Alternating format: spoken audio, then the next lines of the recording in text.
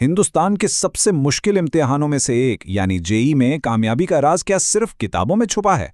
शायद नहीं। आज हम इसी राज से पर्दा उठाएंगे कि टॉपर्स असल में करते क्या हैं।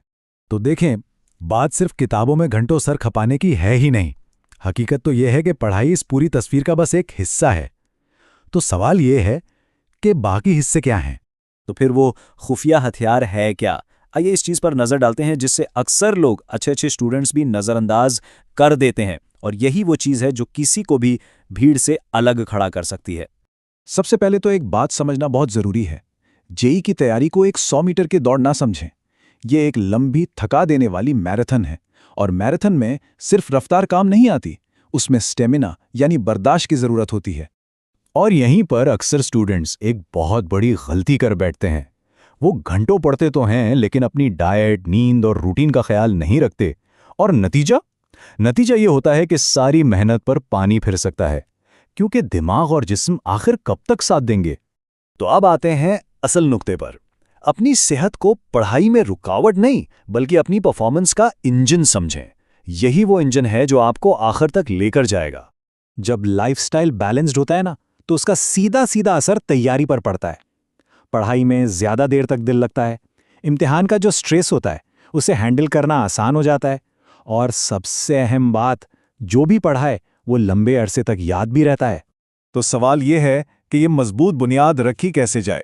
इसकी शुरुआत होती है एक मुनज़्ज़म रूटीन से। ये एक कामयाब दिन का, आप कह लें कि एक फार्मूला है।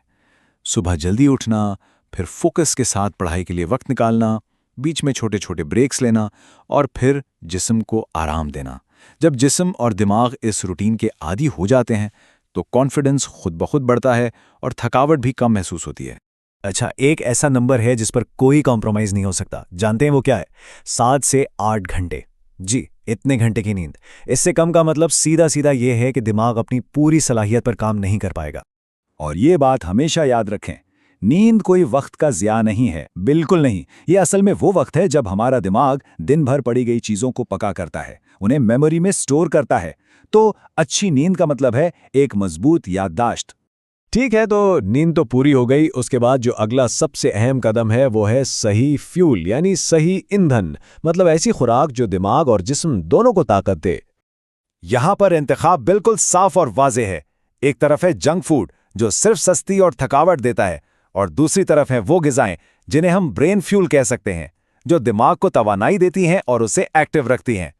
और मज़े की बात यह है कि दिमाग के लिए यह बेहतरीन ईंधन कोई नायाब चीज़ नहीं है। फल, सब्जियां, दालें, दूध,